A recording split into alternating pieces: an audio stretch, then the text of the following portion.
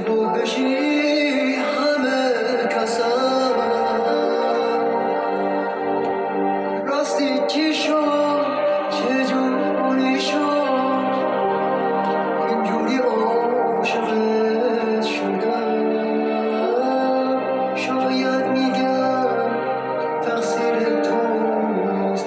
تو کم شه از جرم خودم راستی چی شد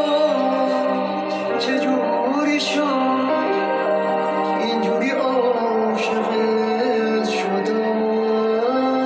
شاید میگم تقصیر توست تا کم شه از جرم خودم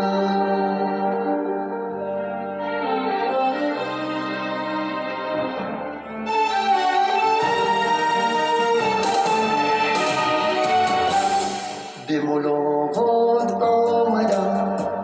ببین که دل سپرده داری چگونه عمری از احساس عشق شدی فراری نگاهم کن دلم را عاشقانه هدیه کردم تو دریا باش و من جویبار عشق و در تو جاری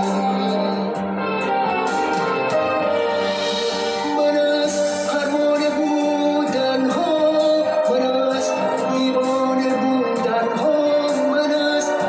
بازی یک شعله سوزنده که آتش زده بر دامان پروانه نمیترسم من از هیچ بودن ها از عشق نداشتن ها از بی کسی و خلوت انسان ها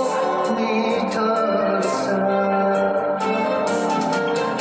راستی چی شد چجوری شد اینجوری